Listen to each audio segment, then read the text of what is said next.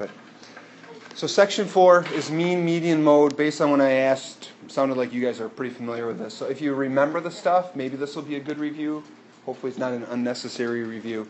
But you'll get this again in Math 8, and then when I taught high school Algebra 2, they hit it again in Algebra 2. So if you learn it now, it just makes life way nicer for down the road. What they're doing, in Math 8, they refer to these as like measures of central tendency. What we're trying to do is we're trying to take a group of numbers, and if you had like say 100 numbers to try to look at all this list of numbers and try to find trends or whatnot, it's kind of a pain. So we're trying to figure out what are different ways to get like one number that kind of represents the group, which is just way easier than trying to look at all kinds of different numbers and go from there. Make sense?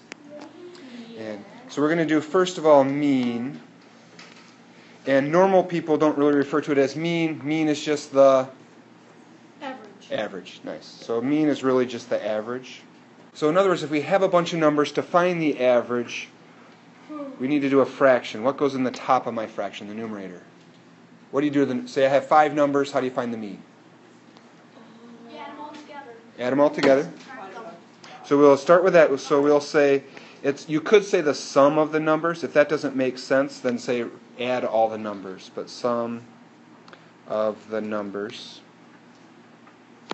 Maybe I'll kind of put a little like arrow with add them. So take all the numbers in the list, add them all together. And then we divide by the number. Nice. So I'm going to say divided by the number of numbers. I'm going to use the little hashtag thing for the word number. And just to make sure we're on the same page, I'm going to do an example. So say I have like 12, 11, 12, 13, and 13. So 12, 11, 12, 13, 13. I tried to come up with what are about the ages of people in the class, and I just kind of made that up. So it could be right, could be wrong, but 5 of you maybe have ages about like that. If we were to take and add those together, so to find the mean, maybe I'll write mean equals, we'd do 12 plus 11 plus 12 plus 13 plus 13. And then I would divide by 5. How many numbers are there? So I should get, if I did this right at home this morning, I should get 126. Nope, wrong thing. Should get 61. Should get 61. 61 divided by 5 gives me 12.2. So it'd be easier to say, what's the age of people in our Math 7 class? Oh, it's 12.2. It's like most people are 12, some people are a little bit older to bring the average up. Fair enough? 12.2 makes more sense to people than saying like 11, 12, 12, 13, 12, 13, 13, 12, 12, 12, 11. It's easier to look at one number. Good? I'm okay with you using a calculator for these kind of problems. I encourage you to do as much math in your head as you can. It'll make you better at it as you get practice. It'll make just life easier as you go down the road. Here's the mistake people make with their calculator. They take their calculator to do 12 plus 11 plus 12 plus 13 divided by 5, and they get the wrong answer. What do they need to do to get the right answer? Go for it, Ismail. Yep. That when you get right up here at the top, so add all the numbers together and then do equals, and then do divided by 5. Another option is to take and put that numerator in parentheses. But you need to force your calculator to add them all together and then divide. Otherwise, when your calculator just sees 12 plus 11 plus 12, blah, blah, blah, divided by 5, it's going to do that last number divided by 5 first. So what it does is it does 13 divided by 5 and gets 2.6, and then it adds 13 plus 12 plus 11 plus 12 to that. Does that make sense?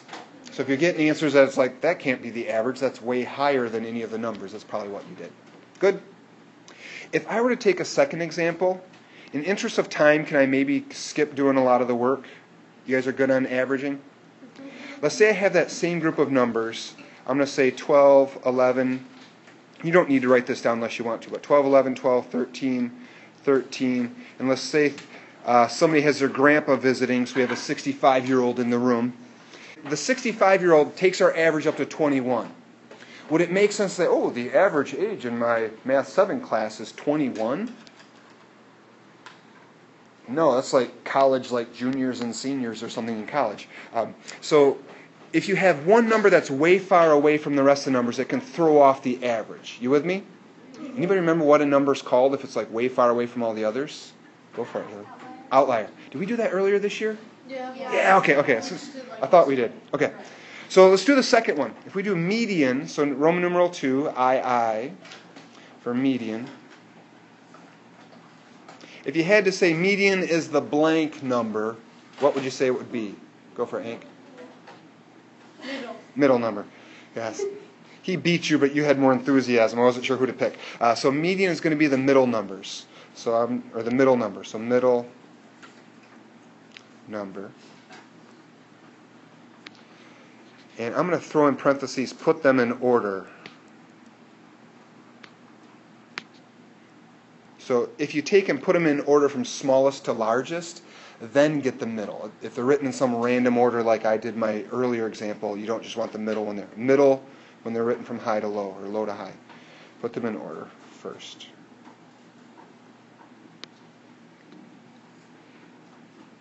And I'm going to say, does anyone remember, what do you do if two numbers tie for that middle spot? Have you done that before? Go for it, Hope. Perfect. You add them and divide by 2, which is essentially just finding the average. I'll get you soon, mate. So if two numbers tie for the middle,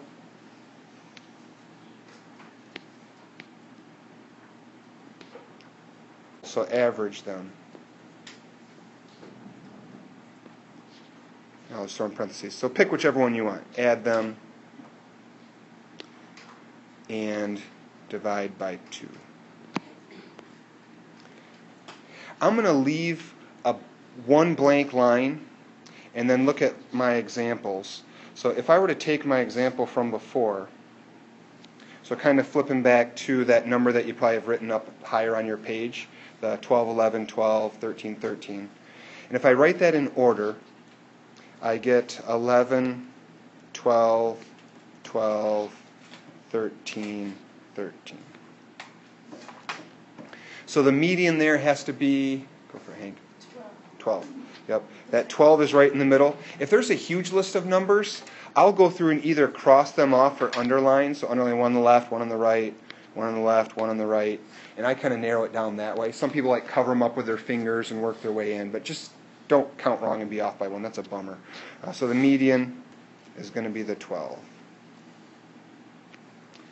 Still with me? If we throw grandpa in there, so if we do the same exact list, 11, 12, 12, 13, 13, now we throw in 65, now my median is going to be right between the 12 and the 13, that these two kind of tie for the middle.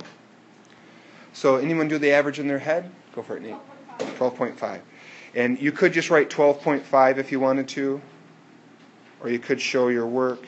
Median equals 12 plus 13 divided by 2, so 12.5. The reason I use the same sets of numbers for mean and for median, when we did mean, going back up here, and I'll flip back to this page if you're a little behind me. Going back to this page, when we put Grandpa's age in there, our average, our mean, got totally messed up. If you have an outlier, or a couple outliers, the average, the mean values are going to be impacted. Is the median impacted much by outliers? Nope. So we went from a 12 to a 12.5. Grandpa changed it some, but not a ton. And that was that last line that I wanted to write up here. Median works well with outliers. Or maybe you could say instead better than mean.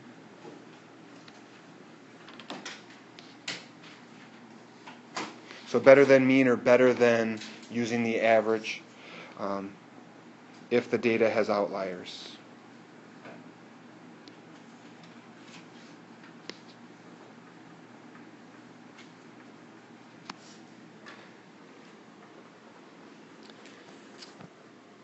So far, decent review. Questions at all? Okay.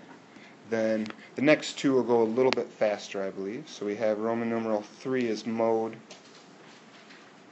Mode is the Most common number. Yep. You guys can just throw it out there if you want to. You don't have to raise your hand. Most common numbers repeated.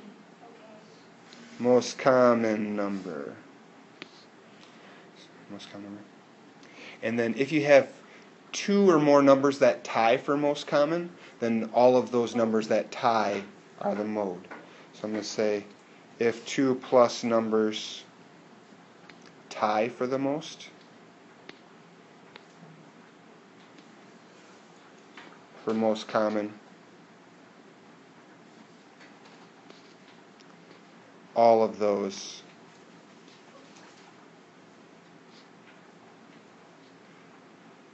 are the mode.